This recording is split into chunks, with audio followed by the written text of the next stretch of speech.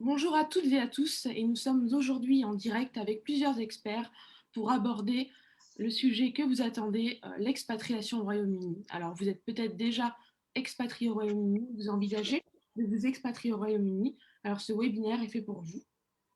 Donc, nous avons plusieurs experts ici présents. Nous avons Studying UK, Hélène Bérard, Nilmini Rollens et José Duarte. Je vais vous laisser la parole tout de suite. Vous avez tous 15 minutes de temps de parole et nous prendrons les questions à la fin de ce webinaire. Donc, si vous êtes en direct, n'hésitez pas à poser vos questions sur le chat ou sur le Facebook Live et nous y répondrons à la fin. Studying UK va commencer en parlant de la plateforme universitaire et de la thématique des études étudiées au Royaume-Uni. Awatif, je vous laisse la parole et Merci. partager votre écran. Merci d'être là. Merci.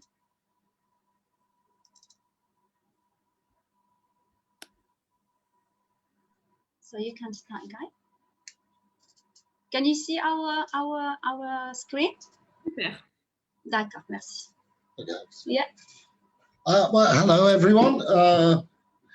Lovely day here again in the UK. Not often, actually, you can say that. But today I'm here. My name's Guy Doughty. I'm the Director of Operations for SI UK, and I'm here with my colleague Awatif to talk about UK higher education in the age of Brexit or after Brexit, I suppose, as we should say. Ok, bonsoir tout le monde. En fait, je suis ici avec mon directeur Guy et je suis conseillère principale en éducation. On va parler aujourd'hui à propos d'enseignement supérieur au Royaume-Uni à l'ère du Brexit.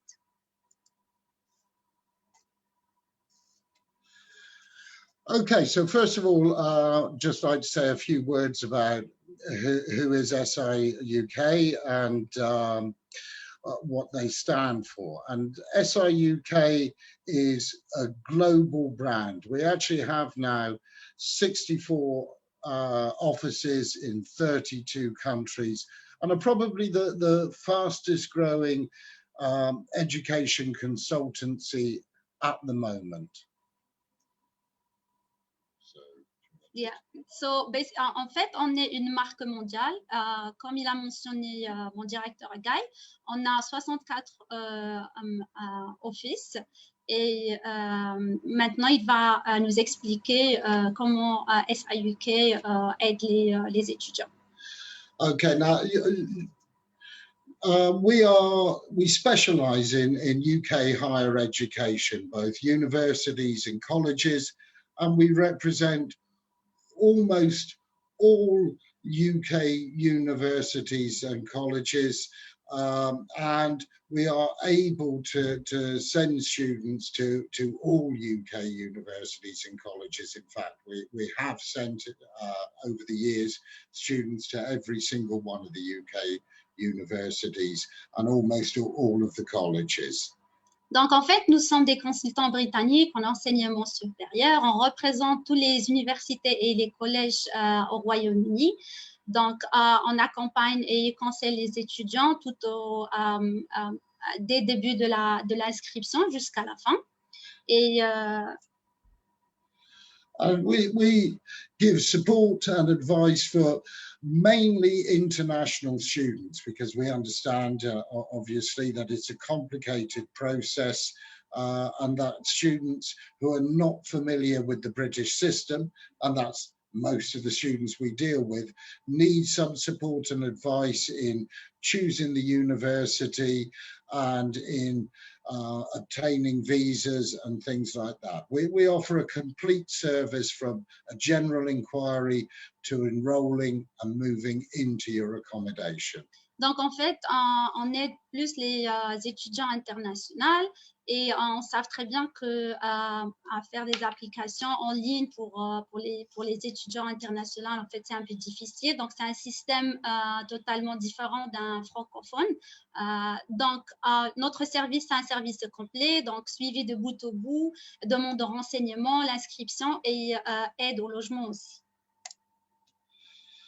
And I suppose one of the key features of SIUK that really separates it out from all other consultancies is the multinational nature of our consultants. Most of our consultants, almost all of them, have been through UK higher education.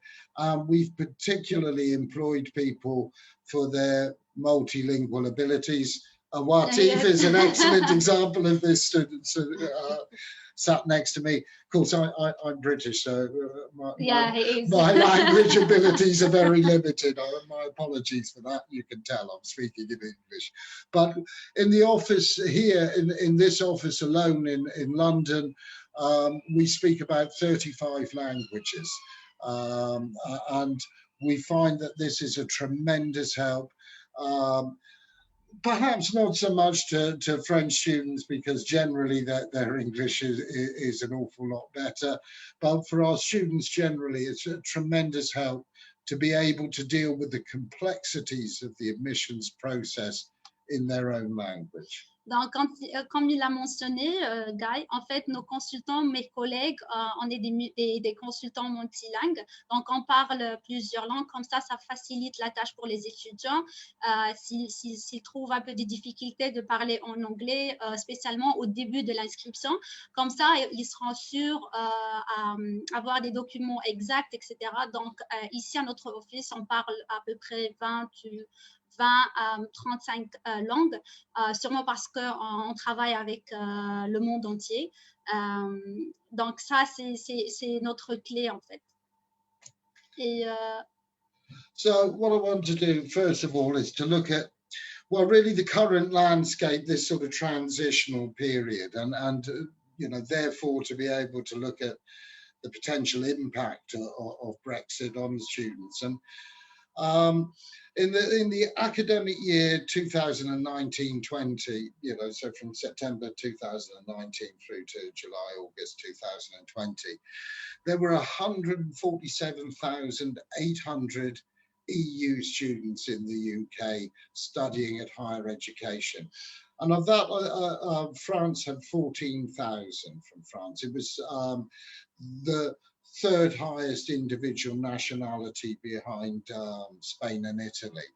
So the French market we found was a very important market for us, and we found that UK higher education was tremendously popular with students from France. Now, the impact of Brexit is going to be quite dramatic.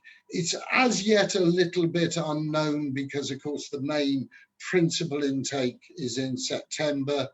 We are anticipating that this will therefore, for the 2021 academic year, and particularly going from September 21 through to July 22, reduce dramatically to somewhere between 20,000 to 50,000. So something between a sort of 60 to 80% cut in EU numbers coming to study in the UK as the situation becomes financially much less attractive for individual students. Donc, en septembre 2019-2020, on a eu au Royaume-Uni, il y avait 147 800 étudiants en total et 14 000 à peu près des étudiants français. Donc, comme il a mentionné, Guy, donc, le marché français est vraiment un marché très important pour nous. Et on sait très bien qu'à cause de Covid, cette année, c'était un peu difficile, mais en espérant d'avoir un taux plus élevé à partir de l'année prochaine, à peu près 20 000 à 50 000 étudiants. En fait, on est un peu optimistique, donc probablement, on espère d'avoir plus de 14 000 comparant à l'année dernière. Donc, on espère avoir minimum 20 000 étudiants français. And hence my rather sort of naughty background to these slides, which is a lecturer sat in front of an empty lecture theatre to symbolise the loss of EU students. Next one. Okay, so having looked at that, why is this? Why do we think there's this drop? What will Brexit mean? And of course, it means, first of all, the end of the popular Erasmus scheme from a UK point of view. Obviously, it continues elsewhere, but from a UK point of view, the end of the Erasmus scheme. Oh, sorry. Exactement. En fait, que signifie le Brexit pour nous en tant qu'agence de recrutement, etc. Donc, on sait très bien que le programme Erasmus, c'est un programme qui est vraiment populaire auprès des étudiants français. Et malheureusement, à cause du Brexit, ça va être fin du programme. Now, as students transition, or students who wish to study in the UK transition from the EU generously funded EU scheme to becoming more like what we might call normal international students, we think that the application process becomes the same as for other international students. It becomes a lot more complex. Et on pense aussi que les demandes d'inscription et les applications, ça va être un peu compliqué au long du process, mais de toute façon, on va faire notre mieux pour faciliter la tâche aux étudiants. And along with this, of course, the visa requirements become more difficult. They become the normal visa requirements for international students. Now, they are definitely more difficult precisely because a visa will be required, whereas it wasn't required for EU students. The UK government is doing its utmost to make this as smooth as possible, because international students are incredibly important for the UK higher education system, not just financially, but also in terms of what they bring to UK higher education, which prides itself on its international outlook. But undoubtedly, it means a much more complicated visa process for students coming to the UK. Donc, comme on sait très bien, pour les étudiants internationaux, en fait, il y a toujours le visa process, la procédure du visa. Donc, pour les étudiants français, ça va être un peu difficile ou bien un peu compliqué. Donc, il y aura des exigences plus difficiles concernant les conditions d'inscription et de visa aussi, notamment financièrement et le process en général, vu qu'ils n'avaient pas besoin de venir à UK et étudier comment dirais-je, par exemple, le freedom qu'ils ont eu avant, il n'y aura plus avec le Brexit, donc ils vont besoin de demander le visa, etc. And of course, this is one of the critical issues. And we should explain that the whole thing about visa is now going to be more complicated, but if you have pre-settled status, excuse me, if you have pre-settled status, then for the next 5 years, you will still be able to apply under the old scheme for UK higher education. So your fees will be the same as if you were studying in your home country, and you will be eligible for grants and loans against your living costs. However, if you are seen as an international student, that is, you don't have pre-settled status in the UK, then the fees for international students can be an awful lot higher. And we have a table there that indicates some of the changes. For instance, business in Newcastle University would go from 9,000 for a UK student up to 18,000, and if you study UCL Maths, it would go up to 25. Law would go to 16,000 from again instead of 9,000. Now, it's important to say that that is complicated, not just because of the pre-settled status, but because a lot of universities are also offering special discounts and scholarships and price caps for EU students. But that isn't compulsory and it isn't universal. It depends and varies from university to university. Donc, pour les frais de scolarité, c'est un peu plus élevé, variant. Donc, pour les étudiants européens qui sont ici à UK et ils ont le statut pre-settlement, donc ils vont payer les frais comme d'habitude et ça va pas être élevé comme avant. Par contre, les étudiants qui n'ont pas le pre-settlement statut, ils vont être considérés comme des étudiants internationaux et bien sûr, ils vont payer une grande différence. Par contre, il y a des universités qui proposent des discounts, des scholarships, 50%, etc. En fait, ce n'est pas toutes les universités, mais une catégorie qui est un peu majeure. Et comme on regarde ici sur le tableau, il y a la différence entre les international fees et European fees, par exemple.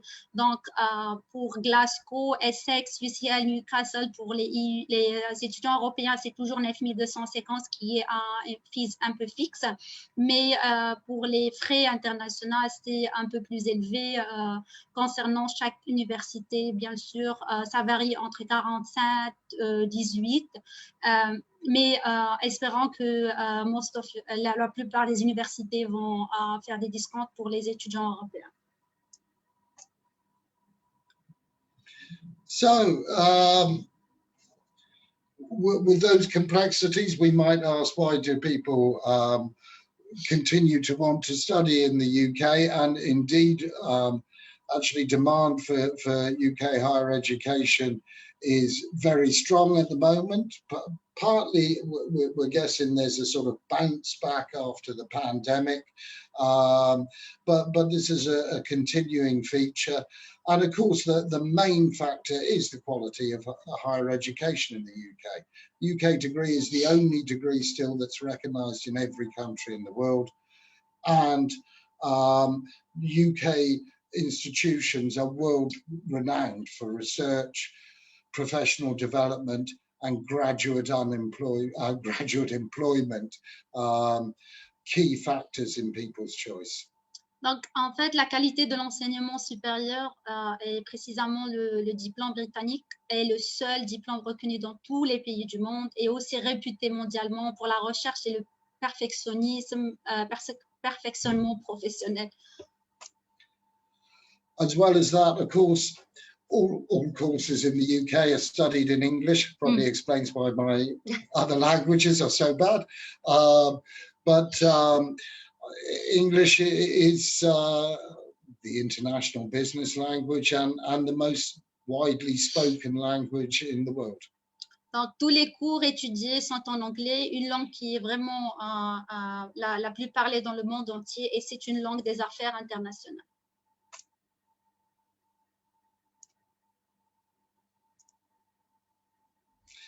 And a further point is that for students who want to get that sort of international exposure and international curriculum and study in an atmosphere of diversity, well, the UK at a UK university is unrivaled in terms of international diversity and the mixture of students, even more so than the United States.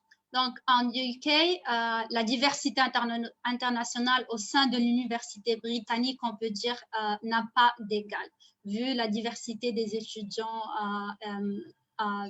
internationaux. Another advantage that our students tend to point out is that quite often the UK courses tend to be shorter and more concentrated than others, and for people studying abroad, this is quite often quite an advantage. They have to spend less time abroad in order to complete their qualification. So undergraduate degrees in most subjects, obviously it changes for medicine and things. Oh, don't know what happened there. Sorry. Is 3 years, and the postgraduate master's program is completed in 1 year. Studies are more intensive and shorter than in many other countries. Donc, les cours au Royaume-Uni ont tendance à être plus courts que d'autres pays, quand par exemple, la licence en France, c'est au bout de 3 ans, dans d'autres pays, c'est au bout de 4 ans, mais ici à UK, forcément, c'est 3 ans, mais il y a d'autres universités qui font la licence dans la durée de 2 ans. Et le master en France, c'est M1 et M2, mais à UK, la plupart des universités, on peut dire 100% des universités, le master, c'est 1 année et pas 2 années. And just to reinforce the first point, as it were, now this obviously varies. There are lots of league tables and things, but UK generally has 8 of the top 20 European higher education institutions and 4 of the world's top 10 universities. Normally, you find in the top 10, you find Oxford, Cambridge, UCL and Imperial, sometimes London School of Economics. The list goes on. The quality of UK higher education is unrivaled in that sense. Donc, au Royaume-Uni, on en trouve, oui, des 20 meilleures institutions européennes d'enseignement supérieur et 4 des 10 meilleures universités du monde, comme par exemple l'Université d'Oxford, l'Université Cambridge, UCL aussi, London School of Economics. Imperial. And Imperial, exactement. Okay, so just to reiterate, how can we help you and what are the stages? We can help you, first of all, in looking for choosing a university, the very first stage, choosing, we have expert knowledge of course content and are therefore able to match particular courses to the requirements of individual students. Donc, la première étape, ça va être choisir une université et bien sûr, on va vous aider à choisir la meilleure université. Et le contenu du cours aussi, donc il y a des fois les étudiants qui ne savent pas choisir ou bien les matières ou bien les modules, etc. Donc, on vérifie les relevés de notes et les diplômes précédents. Et comme ça, on les aide à choisir la meilleure université. We can help you in terms of finding the right place to study and matching that against your course contents and your budget and individual choices in terms of where people want to be. Et tout dépend de votre budget aussi et la meilleure emplacement que vous préfériez. Donc, on vous aide à choisir le meilleur emplacement en vous donnant des exemples, etc. We can help you in terms of pointing out current rankings, and not just rankings in terms of overall university rankings, but in reality far more important of particular programs or courses within the university. Donc, on vous aide à choisir aussi en termes de classement, réputation, le cours que vous avez choisi, etc. Donc, non seulement le classement, mais la réputation aussi de l'université.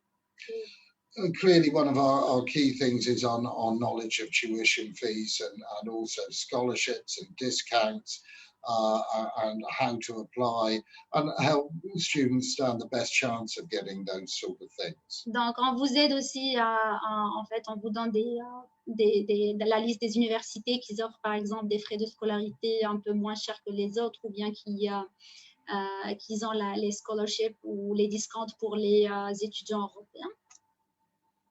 And another factor in choosing universities, and one that again we're particularly expert in, is entry requirements. Entry requirements vary a great deal. On the back of the screen there you have a selection of universities, and those universities have very different entry requirements for the same programs, and that's something a student needs to bear in mind.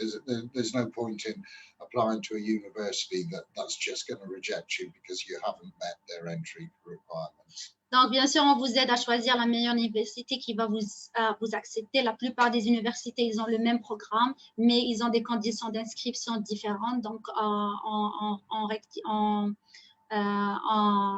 on vous demande les relevés de notes, etc. Comme ça, on sera sûr que l'université que vous allez, qu'on va faire l'application ne va pas rejeter votre application à la fin.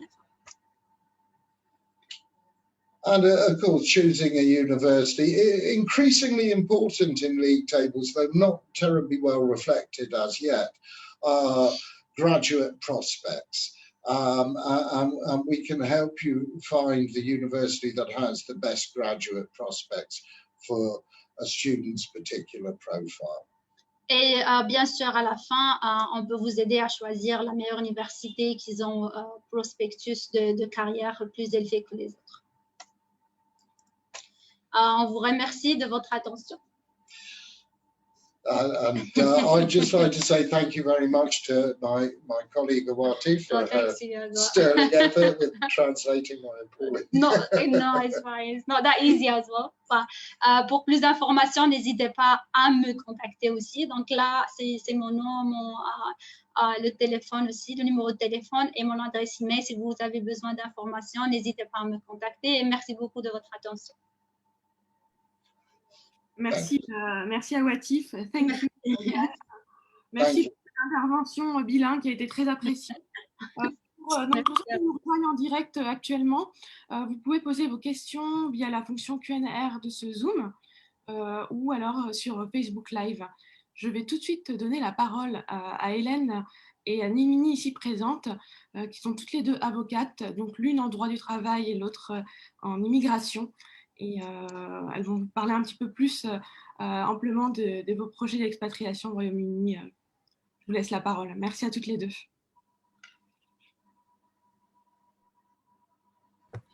Merci beaucoup, Julie. Merci et bonsoir tout le monde.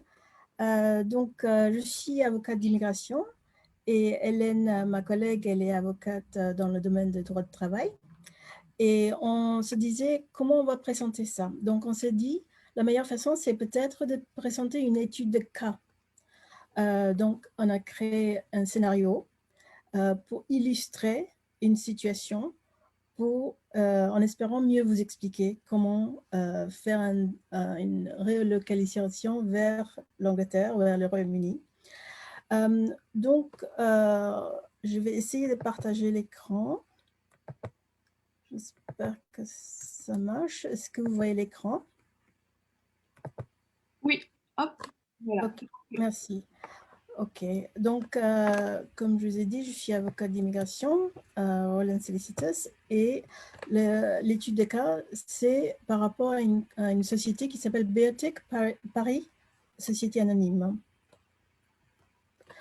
Donc, Biotech Paris SA, c'est une entreprise innovante en France, avec un laboratoire central à Paris et des bureaux à Montpellier et Lille.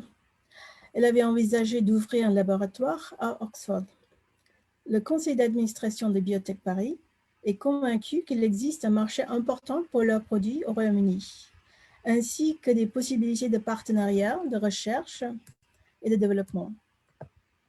Les opportunités, il note également que le vide créé par la suite du Brexit présente des opportunités pour ceux qui sont des astucieux en business. Donc, Biotech Paris n'est pas encore implanté au Royaume-Uni. Depuis le Brexit, ses employés ne peuvent plus franchir la frontière aussi facilement qu'avant. Voilà le scénario. Donc, Biotech Paris, société anonyme, voudra s'installer au Royaume-Uni et après envoyer les salariés dans leur succursale au Royaume-Uni et peut-être faire le vice-versa dans l'avenir aussi. Donc, les bulles là, ça symbolise la liberté de mouvement qu'on n'a plus malheureusement. Donc, on va regarder quelles sont les options pour Biotech Paris, qui est basé en France, par rapport à ce projet. Ils peuvent regarder quelles sont les catégories de migrants qui est possible.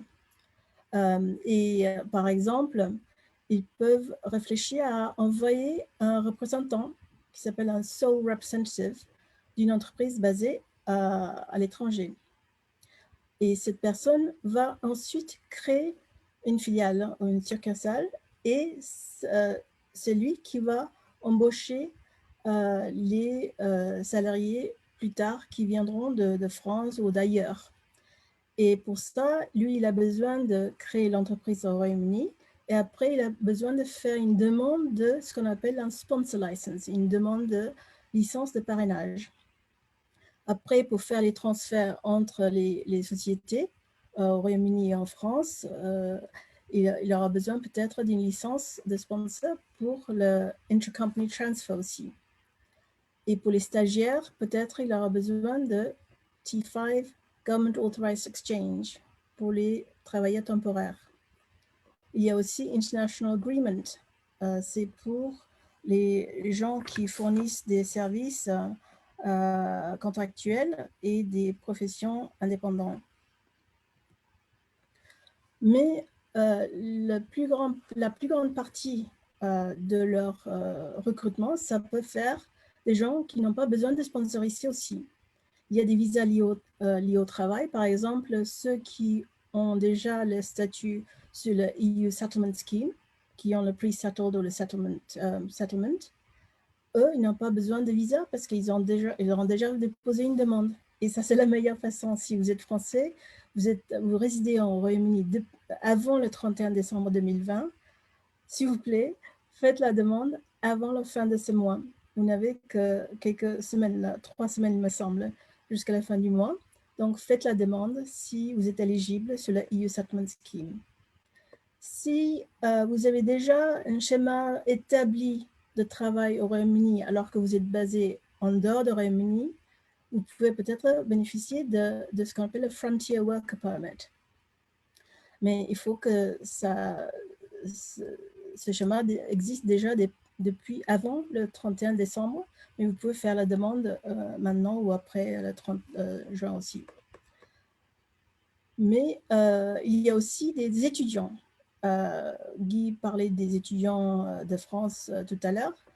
Vous pouvez éventuellement recruter des jeunes Français qui sont là en tant qu'étudiants, puisque eux, ils ont le droit de travailler à plein temps pendant les vacances et à mi-temps pendant l'année scolaire s'ils sont en train de poursuivre des études à l'université, par exemple. Il y a aussi la catégorie de Global Talent. Eux, ils ont le droit de travailler, mais c'est assez rare comme personne qui peut qualifier pour ça. Il y a aussi des dépendants de personnes ayant une autorisation de travail. Eux, ils peuvent travailler aussi. Il y a des travailleurs résidents, les gens qui sont déjà britanniques ou des settled workers. Et aussi, il y a d'autres catégories de visas qui permettent de travailler au Royaume-Uni. Donc, on peut aussi recruter parmi ces gens aussi. Voilà, pour continuer cette étude de cas, Biotech donc a déjà un employé qui s'appelle S à Paris. C'est un très bon technicien qui s'est lancé récemment seulement dans le management. Il a une épouse et 3 enfants à charge, dont l'aîné a 19 ans. Le niveau d'anglais de S n'est pas très avancé, mais il estime qu'une formation bilingue au Royaume-Uni dans une école bilingue serait la meilleure option pour ses enfants. Là, il aura besoin d'un avenant pour son contrat avec Biotech Paris en France. Et c'est là que ma collègue Hélène pourra intervenir déjà avant qu'il fasse le déménagement. Mais nous, on peut intervenir pour son visa de représentant unique. Et donc, voici S, parce que c'est une catégorie qui permet à un employeur multinational d'envoyer un représentant d'une entreprise étrangère au Royaume-Uni en tant que représentant unique d'une entreprise étrangère qui envisage de créer une succursale ou une filiale à part entière au Royaume-Uni. S est un employé de haut niveau recruté par la société française Biotech Paris SA. Et il doit être habilité à prendre des décisions opérationnelles. Ça, c'est important. Hein? que ce soit un employé à haut niveau. Et voici la femme et les enfants de S. Et donc, ces personnes à charge peuvent accompagner S. Et les enfants mineurs peuvent fréquenter n'importe quelle école, puisqu'ils seront des enfants qui bénéficieront d'un visa d'enfant à charge. Et S et sa femme auront besoin peut-être un au pair francophone pour les petits. Et malgré le fait qu'on pense que ce n'est pas possible, il y a peut-être des solutions pour les au pairs aussi. Mais ça peut être assez coûteux. Leur fille, par contre, qui a plus de 18 ans, devra remplir les conditions requises pour obtenir un visa. Et donc, Guy parlait tout à l'heure des difficultés pour les étudiants qui vont venir maintenant, à partir de maintenant. Et donc, le visa d'étudiant, ça peut être un peu cher. Et aussi, c'est un peu plus complexe qu'autrefois, quand on avait la liberté de mouvement. Il s'agit d'un parrainage par un établissement d'enseignement qui dispose d'une licence de parrainage. Un peu comme pour les travailleurs, les étudiants aussi devront être parrainés. Et sa fille va s'inscrire à un cours dans cet établissement parrain. Et une fois qu'elle a un CAS, ce qu'on appelle un CAS, elle dépose une demande de visa. Elle peut passer ultérieurement un visa de diplômé ou de graduate visa à partir de cet été, ou bien de travailleur qualifié, skilled worker, et donc être parrainé en tant qu'un travailleur aussi, elle, à son propre tour. Donc, pour continuer avec l'étude de cas, Biotech aimerait faire venir le personnel de Paris et Montpellier vers sa succursale britannique. Et la société souhaiterait également ultérieurement recruter d'autres travailleurs qualifiés de France et d'ailleurs pour Biotech UK Limited, une fois que S a créé la filiale ou le succursale. Et peut-être qu'ils auront besoin des stagiaires aussi de France ou d'ailleurs. Et peut-être ils préféreront de recruter les stagiaires de France. Et ça, c'est possible aussi, mais à travers une des voies de catégorie de migrants. Il y a aussi peut-être des visiteurs qui peuvent venir de la part de Biotech Paris SA qui veulent envoyer des gens pour des visites, peut-être à Biotech Paris UK Limited, des réunions régulières et peut-être ultérieurement, ils auront besoin de commencer à vendre leurs produits aussi au Royaume-Uni. Mais il faut voir qu'il y a des restrictions par rapport aux visiteurs. Maintenant, les travailleurs qualifiés, quelques exemples de besoins en matière de recrutement par Biotech Paris UK Limited. Peut-être qu'ils auront besoin des scientifiques, des chercheurs, des ingénieurs informatiques et peut-être des managers aussi.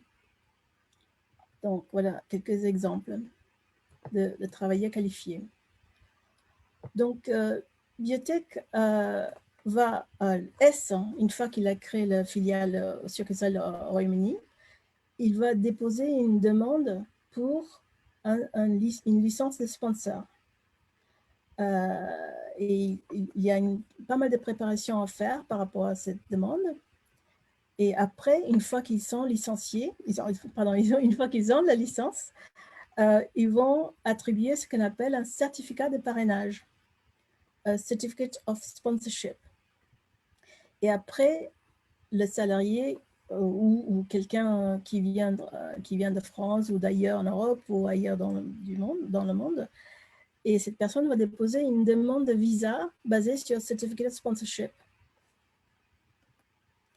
Et voici le registre de parrainage, un exemple. Vous voyez ici, par exemple, des vrais cas. Là, il y a Oxford Biomedica UK Limited, par exemple, Oxford Biotherapeutics Limited. Et eux, ils ont Skilled Worker et Intra-Company Routes. Vous verrez à droite, ils ont deux types de licences pour les Skilled Workers. D'une part, Skilled Worker et d'autre part, Intra-Company Routes pour les échanges entre entreprises. Maintenant, par rapport aux stagiaires, là, il faut une autre sorte de parrainage parce que le parrain, ce n'est pas un employeur individuel, une organisation comme une compagnie, une société, mais c'est plutôt un organe suprême. Cet organisme gérant, qui va gérer un programme d'échange approuvé. Donc, ça s'appelle un Government Authorized Exchange.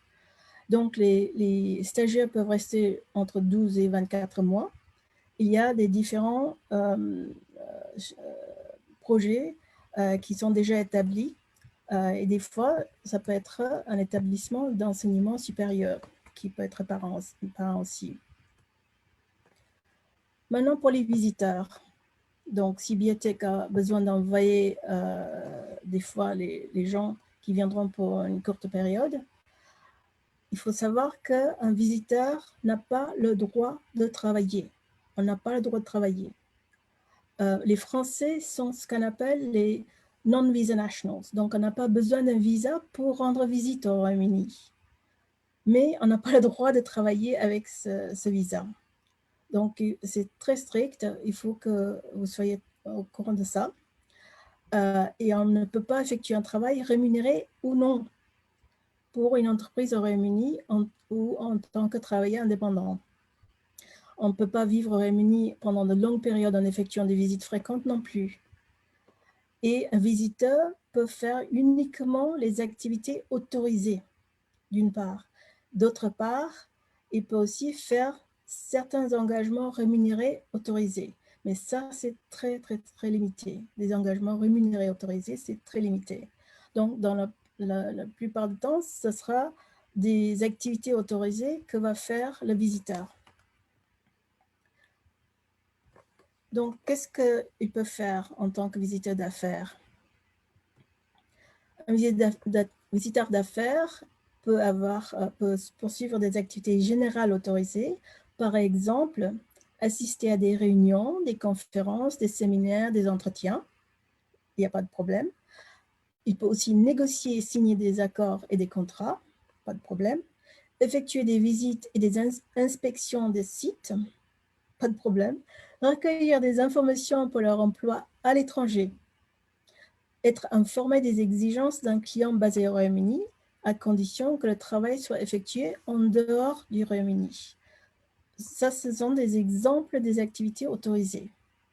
Donc, pour une entreprise comme Biotech Paris SA, ça peut être intéressant, mais il faut savoir, c'est limité et on n'a pas le droit de travailler en tant que tel. Mais il y a aussi certains engagements rémunérés qui sont autorisés, mais c'est très, très limité et ça doit être organisé avant que le candidat se rende au Royaume-Uni et il faut que ce soit déclaré dans le cadre de la demande d'autorisation d'entrée au Royaume-Uni, attesté par une invitation officielle et il faut que ce soit en rapport avec la domaine d'expertise et la profession du demandeur à l'étranger. Donc, je vous ai dit tout à l'heure qu'un Français est un non-visa national, donc n'a pas besoin d'avoir un visa pour rendre visite au Royaume-Uni. Mais si on vient pour un engagement rémunéré autorisé, il devra voyager avec cette documentation et se présenter à un officier d'immigration à la frontière. Il faudra bien préparer tout ça avant de venir. Sinon, si on vient pour rendre visite à sa tante ou pour voir London Eye ou quelque chose comme ça, là, on n'a pas besoin de se présenter à l'officier d'immigration. Là, on peut utiliser les e-gates. Maintenant, il faut savoir aussi qu'il y a des individus en dehors de Biotech Paris, en dehors des sociétés comme ça, il peut y avoir des individus qui sont hautement qualifiés, qui voudront peut-être venir créer des entreprises au Royaume-Uni, comme Startup, Innovator, et peut-être on peut se qualifier pour le Global Talent. Ils ont envisagé aussi ce nouveau visa, le Highly Skilled Visa, et ils recyclent de temps en temps les anciens visas comme ça, mais on avait autrefois un visa qui ressemblait un peu à ça. Mais Rishi Sunak avait annoncé ça en mars et le 24 mai, ils ont publié le papier, policy paper, avec les plans pour les réformes d'immigration pour les quelques années à venir. Ça, c'est assez prometteur pour les employeurs. Voilà. Donc, c'est ce que je voulais vous dire par rapport à ça. Merci, je vous remercie beaucoup pour votre attention. À Hélène, maintenant. Merci, Mimini. Hélène, je te laisse la parole. Vous m'entendez? On t'entend un petit peu, pas très, voilà, pas très bien. Bon, je vais essayer de parler plus fort, je ne sais pas. En tout cas, je vais essayer de partager mon écran déjà.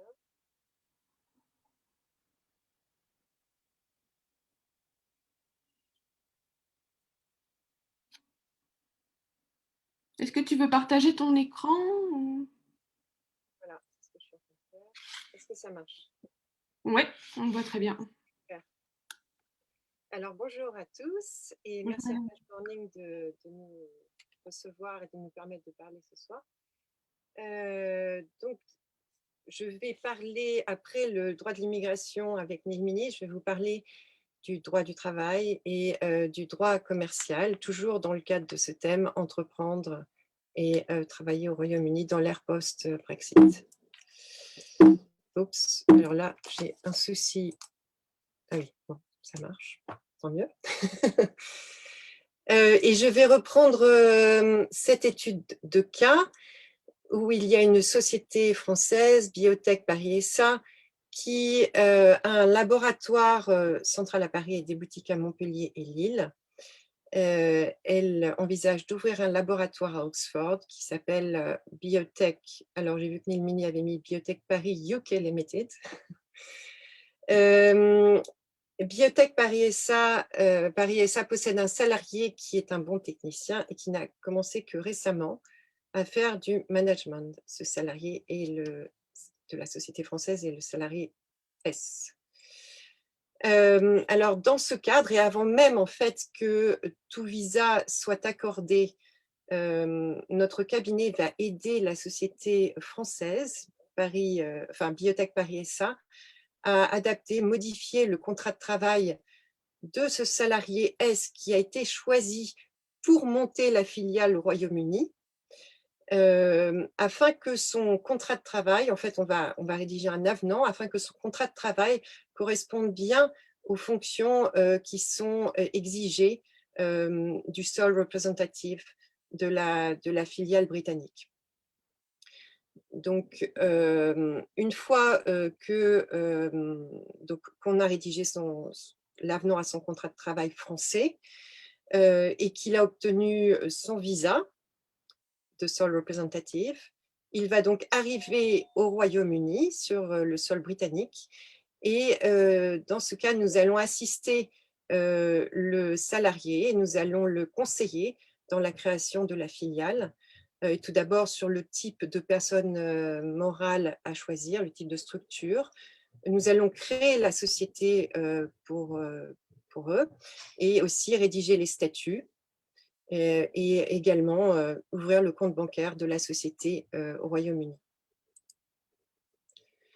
Une fois Paris Biotech Limited, Biotech Paris UK Limited, j'y arrive, constitué, en fait, nous allons à nouveau intervenir en droit du travail, cette fois à nouveau, mais en droit du travail britannique, et nous allons rédiger un contrat de travail de droit anglais pour ce salarié S, qui va maintenant basculer donc sous un contrat de travail britannique. Et ensuite, nous rédigerons les contrats de travail des autres personnels qui seront recrutés par la suite par Biotech Paris UK Limited. Alors, à ce titre, j'ai pensé qu'il était intéressant de faire un petit comparatif entre les contrats de travail de droit français et les contrats de travail de droit anglais. Et tout d'abord, quant à la forme du contrat, parce que au Royaume-Uni, selon la loi britannique, tout employeur est tenu de fournir à ses salariés un contrat de travail écrit qui doit contenir d'ailleurs un certain nombre de mentions essentielles. Ce contrat de travail est en général assez long, car au Royaume-Uni, la loi du contrat est essentielle en droit du travail pour protéger les intérêts des parties. Et parfois, on s'aperçoit d'ailleurs que, voilà, en l'absence de certaines clauses dans le contrat de travail, eh bien, il n'y a pas de... il n'y a pas de disposition qui s'applique pour régler ce problème ou pour, qui parle d'une certaine rubrique dans le contrat. Donc, c'est très important de bien rédiger son contrat de travail au Royaume-Uni. Les contrats font à peu près une dizaine de pages. Alors qu'en France, aucun écrit n'est exigé pour un CDI à temps plein, sauf si une convention collective le prévoit. Ensuite, quant à la durée du travail, alors en France, tout le monde sait que c'est le régime des 35 heures par semaine qui s'applique.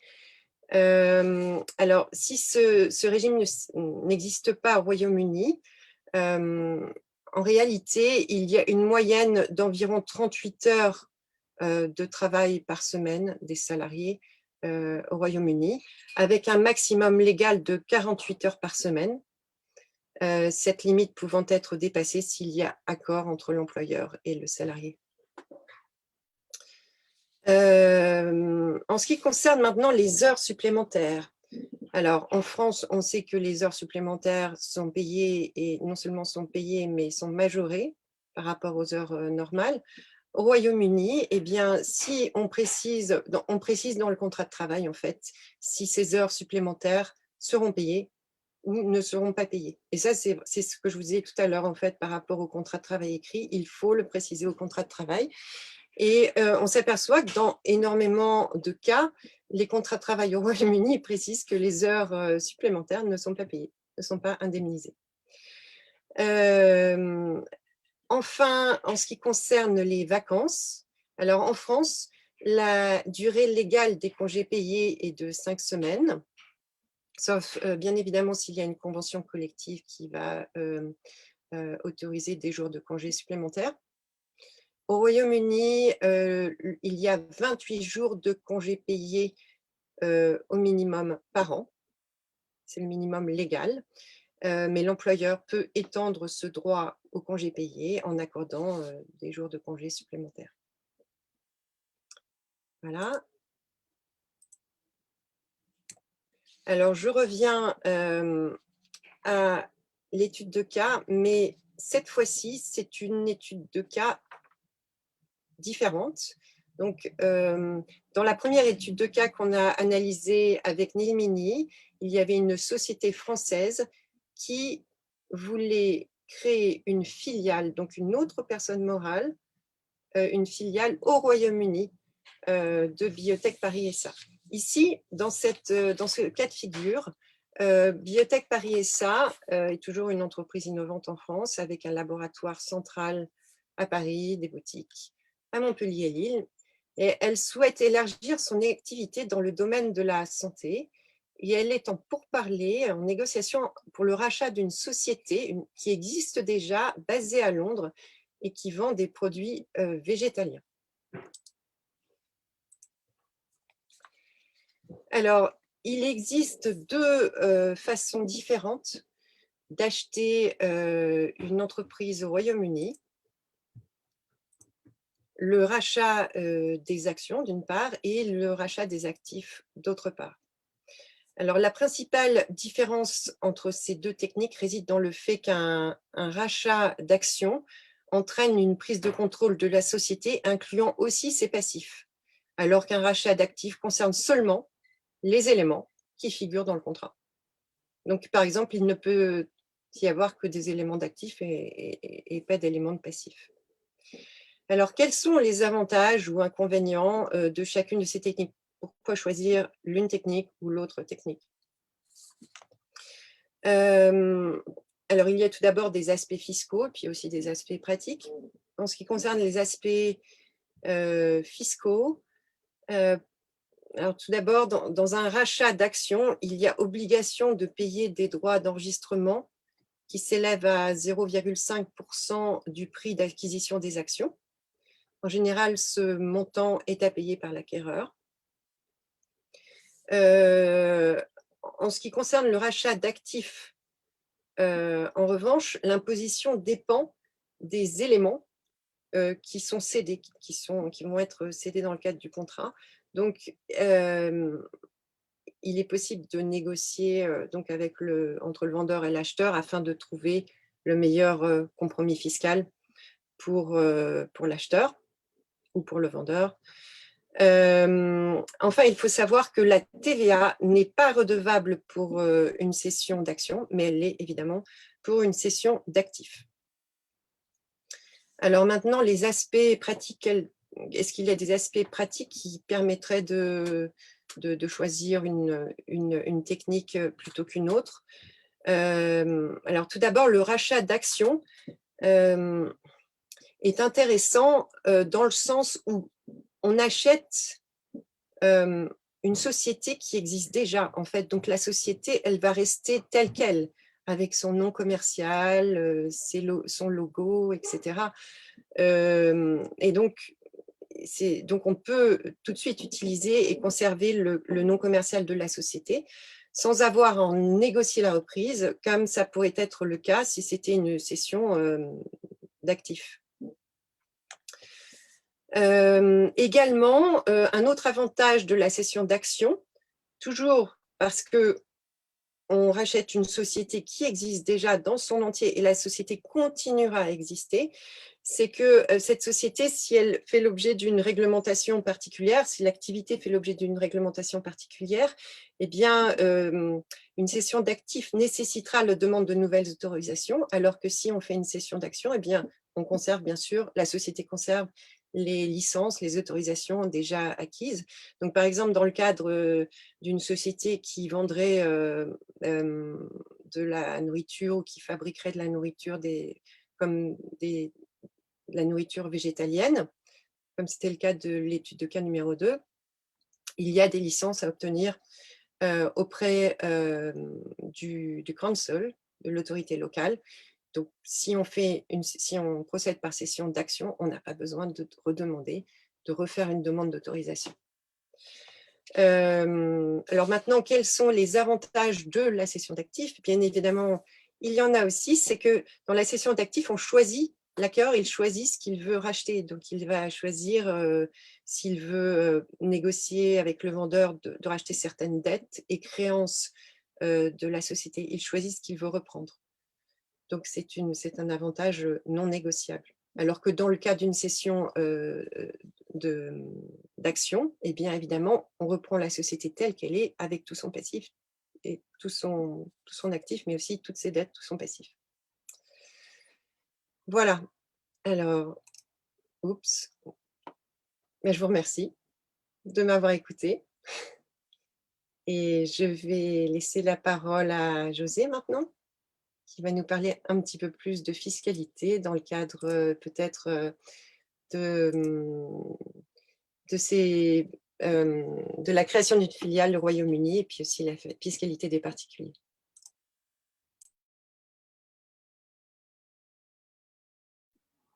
Merci, merci Hélène.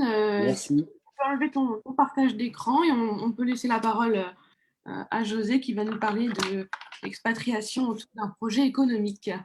Bonjour. Exactement. Bonjour à tous, à toutes également.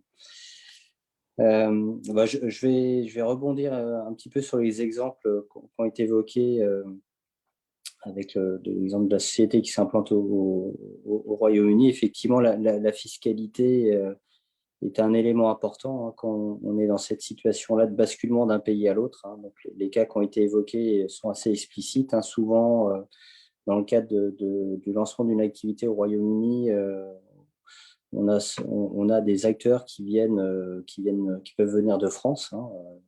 C'est un élément important. Donc, on envoie un ambassadeur, un représentant, comme ça a été évoqué précédemment, pour ouvrir la filiale. Et là se pose au bout de quelques temps, effectivement, son installation en Angleterre. Donc, la fiscalité de la personne est totalement modifiée. Alors, que se passe-t-il de manière très concrète? En fait, de manière précise, le sujet porte surtout sur l'aspect déclaratif. Hein. On a à la fois des déclarations à effectuer en France et aussi des déclarations à effectuer en Angleterre. Donc, dans le cas qui a été évoqué de la création d'une filiale, retenons l'exemple de M. S et de sa famille, qui est un bon exemple, effectivement. Cette personne-là, quand la décision sera prise de s'installer de manière définitive en Angleterre, il va devoir effectuer des déclarations auprès de l'administration fiscale française pour faire part de son départ de la France. Donc ça, c'est une information qui doit être transmise au titre d'un changement d'adresse, tout simplement. On fait part à l'administration que le statut de la personne a changé, que ce soit pour lui ou pour la famille. En fait, on quitte le territoire national, on informe l'administration fiscale, son centre des impôts dans lequel on dépend de cette situation-là. Et à partir de là, il y a toute une mécanique qui va se mettre en place. Alors, on n'a pas d'obligation de déposer une déclaration pour résumer ce qui s'est passé du début de l'année jusqu'au moment du départ. On reste sur un délai classique. Je pars de la France, j'effectuerai ma déclaration dans les délais normaux. C'est-à-dire, si je pars en cours d'année, je ferai ma déclaration en fin d'année, enfin en courant de l'année suivante. Il n'y a pas d'obligation d'effectuer de déclaration au moment du départ. En revanche, ce qui va se passer, c'est qu'il y a toute une mécanique financière qui va se mettre en place. En France, comme en Angleterre, on a un système de prélèvement à la source qui existe. Ce qu'on va devoir effectuer, c'est peut-être les informer de cette situation-là. On peut être dans une situation où on a certains prélèvements qu'on doit interrompre parce qu'on est déjà dans une situation où on aura éventuellement un trop payé compte tenu du changement de statut comme ça en cours d'année. Donc ça, c'est un élément important. L'autre élément également qui peut être important quand on quitte le territoire, ça peut être celui de la résidence principale. Donc, pour l'instant, j'étais résident en France, donc j'avais ma résidence principale en France. Alors, vous savez qu'en France, quand vous vendez votre résidence principale, vous bénéficiez d'une exonération. Quand vous vendez votre résidence principale, vous ne payez pas de plus-value parce que vous la vendez. Donc, il faut être juste attentif au moment où vous déménagez sur le territoire anglais, c'est qu'est-ce que vous allez faire de cette résidence principale, en fait. Est-ce qu'elle va devenir désormais un pied-à-terre que vous allez garder pour les moments où vous revenez en France? Est-ce que c'est un bien que vous allez louer?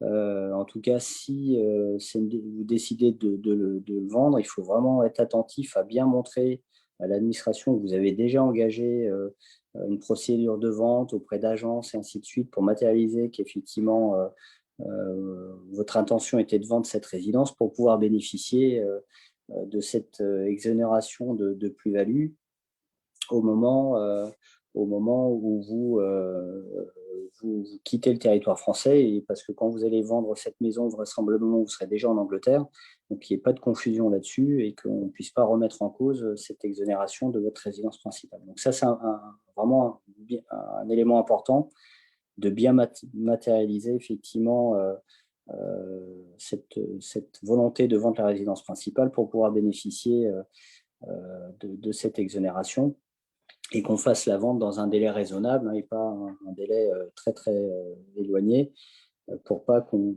puisse avoir une remise en cause par l'administration.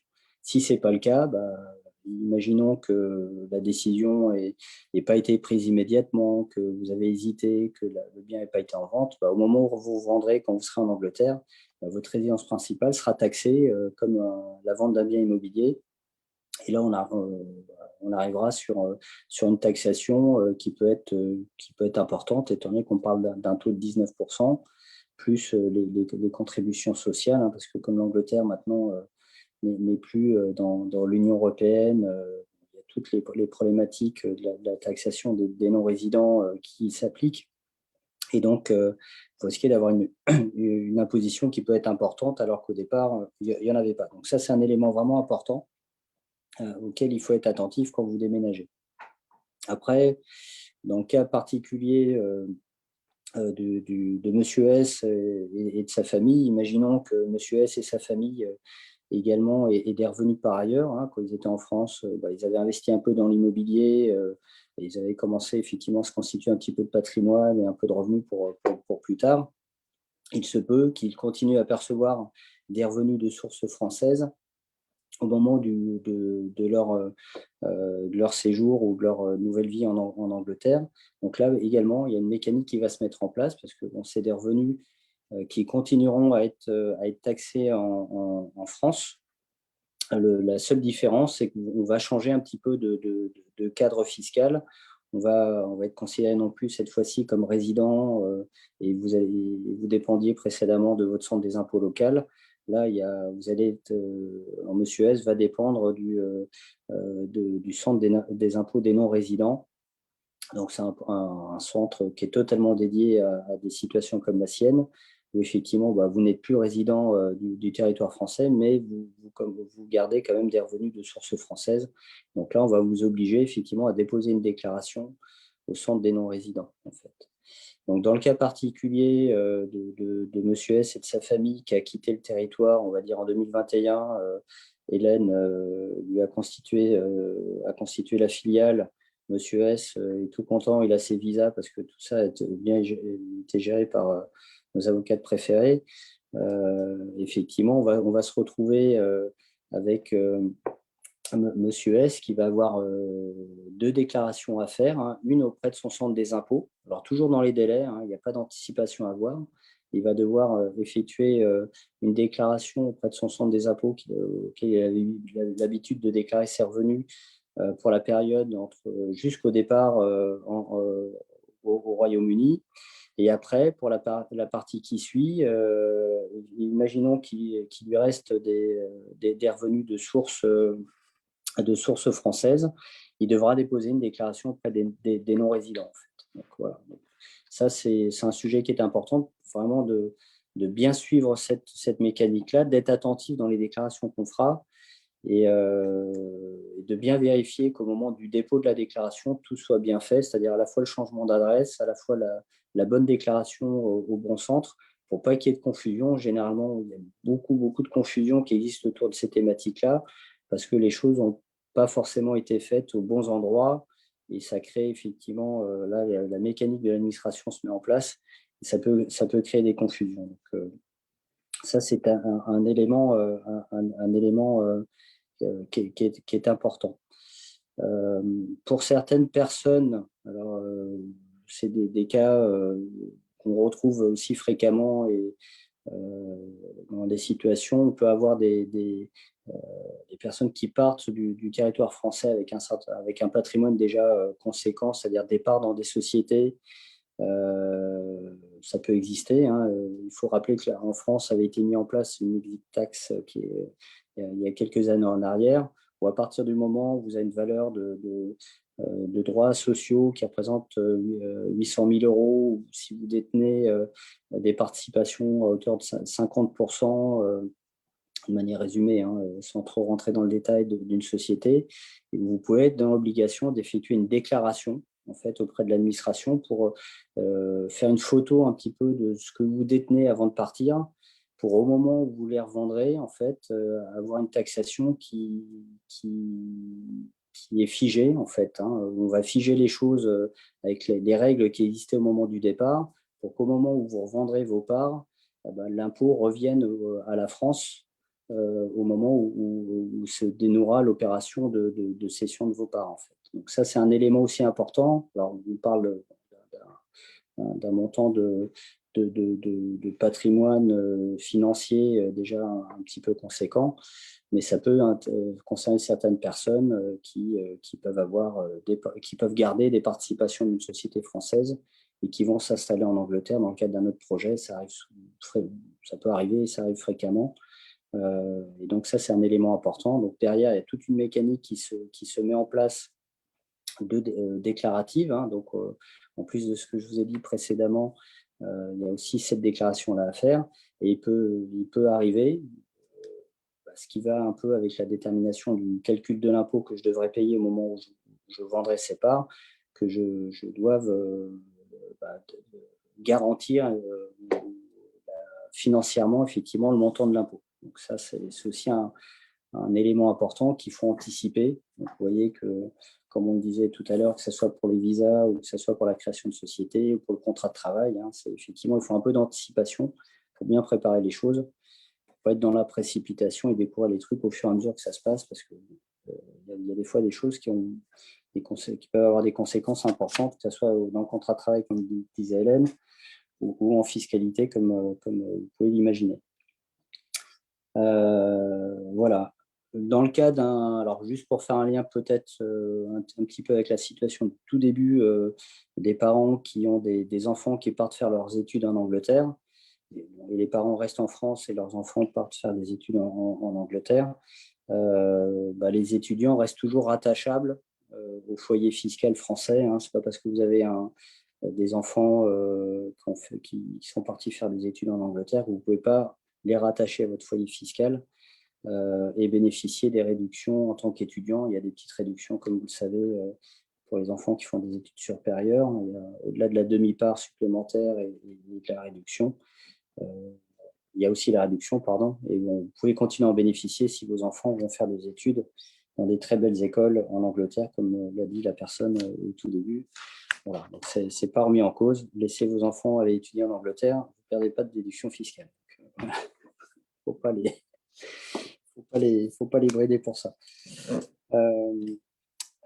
Donc voilà, ça c'est pour la partie française, hein, de manière très résumée. Hein, je sais que c'est des matières toujours un peu rébarbatives, mais voilà. Donc il faut juste être attentif à bien faire les déclarations à partir de la France avant de basculer sur le territoire anglais. Après, quand vous arrivez sur le territoire anglais, alors là, on change un petit peu alors même s'il y a des parallèles, on arrive à retrouver à peu près les mêmes analogies hein, sur des sujets de taxation à peu près pareils. Il y a des tranches, il y a des taux. Après, ce qui va fondamentalement changer, c'est la période en fait. Alors là, en France, on est habitué à une période qui est l'année civile. Alors en Angleterre, on a une période qui est assez incompréhensible quand on est français, étant donné qu'on déclare les choses du 6 avril au 5 avril, en fait, d'une année sur l'autre. On est à cheval sur une année. Donc, ça peut être un peu perturbant. Alors, des fois, on a les questions, c'est à quel moment je peux partir de France, quel est le meilleur moment de l'année pour basculer. Alors, généralement, on vous dit c'est aux alentours du mois de juin, c'est en milieu d'année parce que vous avez moins de revenus, donc on change de tranche.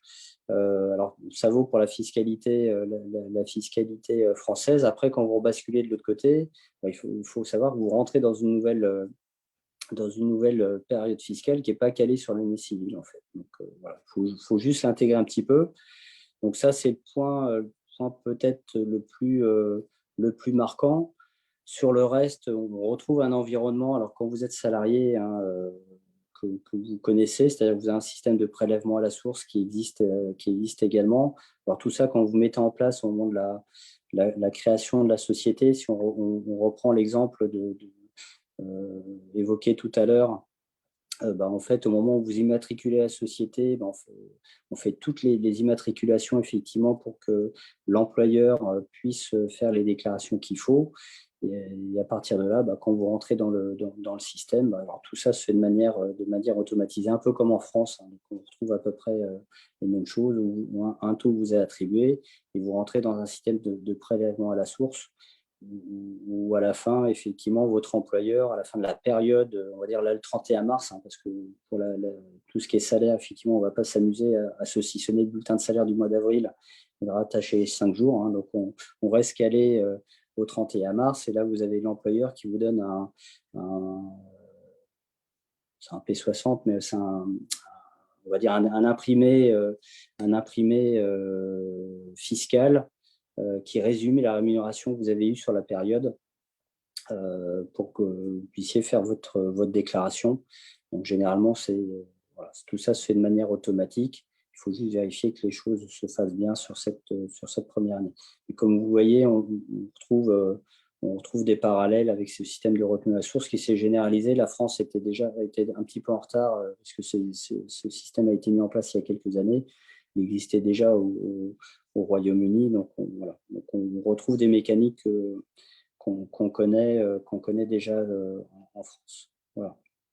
Donc, pour résumer, le point qui est vraiment important sur le sujet, c'est vraiment bien faire les choses quand vous partez de France. Voilà, ça, c'est vraiment très, très important de bien déclarer les situations pour ne pas avoir des choses qui traînent. Et souvent, c'est les situations qu'on accompagne des gens qui se retrouvent déjà aux États-Unis, au Royaume-Uni, pardon, et qui sont installés depuis quelque temps, c'est qu'ils n'ont pas forcément fait les déclarations qu'il fallait au territoire français. Donc, il y a beaucoup de confusion sur leur statut avec l'administration fiscale française. Hein. C'est plus ce sujet-là qui pose problème par expérience.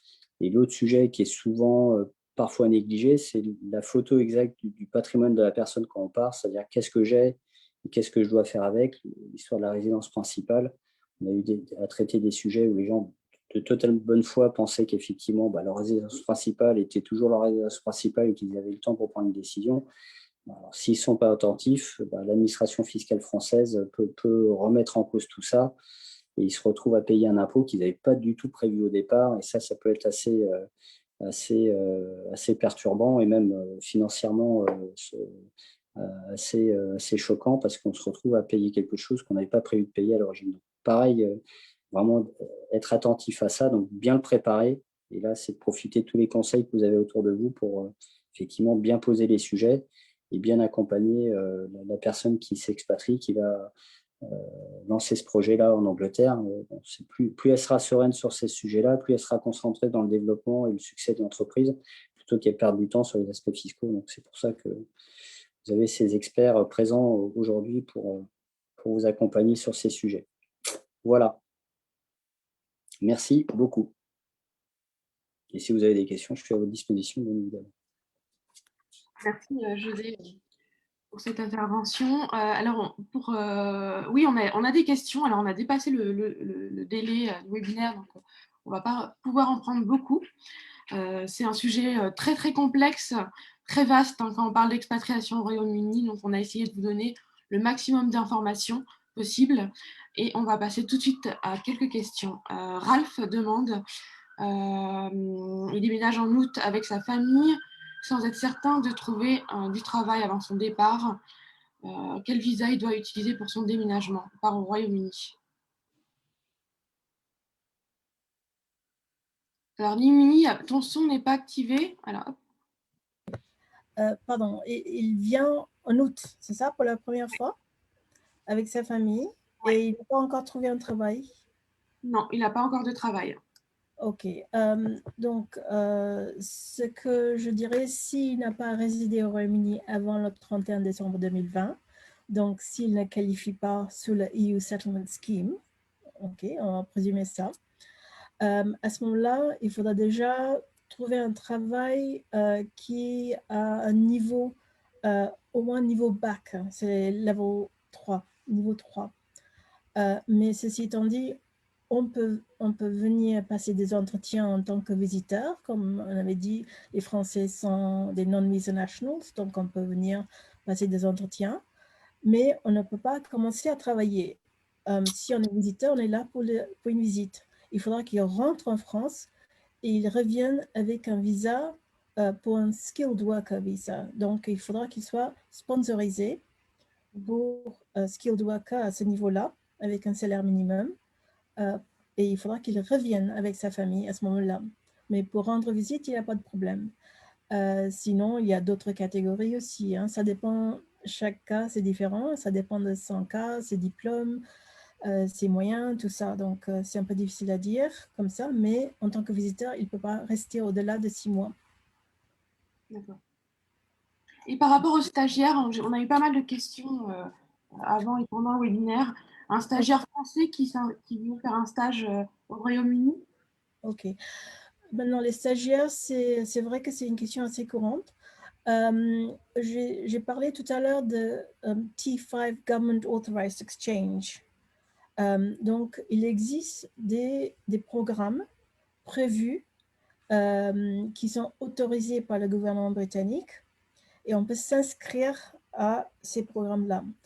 Seulement, c'est limité dans le temps et chaque programme, c'est différent. Et ça dépend des secteurs, ça dépend géographiquement où ça se trouve aussi.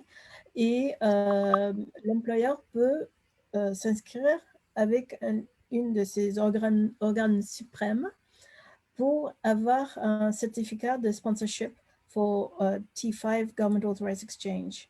Et ça peut aller jusqu'à 12 mois ou 24 mois, ça dépend du programme.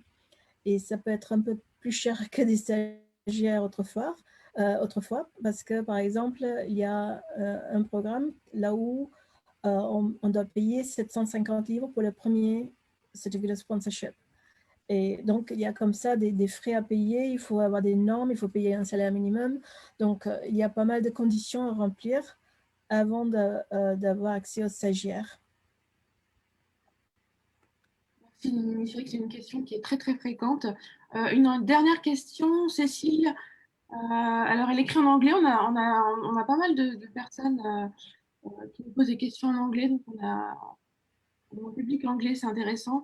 If I have a temporary worker visa T5, do I pay my income tax in my country of origin or in the UK? Income tax dans son pays d'origine ou au Royaume-Uni pour un temporary worker visa T5. Une question pour José peut-être. En fait, les déclarations sont toujours liées à la résidence fiscale, en fait. Hein. Donc, quelqu'un qui garde sa résidence fiscale dans son pays déclare les revenus dans son pays, en fait. Voilà. Donc, ça, c'est un peu la règle, en fait. On change de pays à partir du moment où on change de résidence fiscale. Donc, je ne sais pas quel est le flux, mais si c'est une personne anglaise qui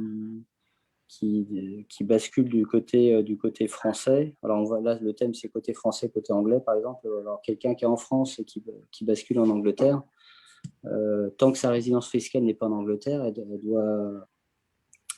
sa résidence fiscale reste en France, elle déclare ses revenus en France. Après, elle peut avoir peut-être un prélèvement, si elle a un employeur pendant un temps en Angleterre, elle peut avoir un impôt à payer, mais après, il faudra qu'elle le déclare quand même en France pour que ça soit globalisé. Elle ne paiera pas deux fois, mais bon, il y a une déclaration complémentaire à faire, en fait. Ouais. Merci, merci José. On va devoir clôturer le webinaire parce qu'il va être 18h30 là, UK Time, on a fait 1h30. Ce que je vous propose à tous nos auditeurs qui nous écoutent ou qui vont visionner ce replay, c'est de prendre contact avec nos experts ici présents que vous avez écoutés ou voilà, que vous avez vu sur toutes nos communications. Vous allez retrouver leur numéro de téléphone et leur adresse email. Donc voilà, pour toutes les questions que vous n'avez pas pu poser aujourd'hui, contactez-les. Ils seront ravis de pouvoir vous aider. Voilà, le Royaume-Uni vous ouvre encore les portes. C'est la semaine de l'expatriation et on espère vous avoir aidé en tout cas dans ce projet. Je vous donne rendez-vous jeudi pour un nouveau webinaire dédié à la santé à la même heure. Merci d'avoir visionné ce webinaire et merci à nos experts encore une fois. Merci à vous. Merci Julie. Bonne soirée. Au revoir. Ciao, au revoir. À bientôt.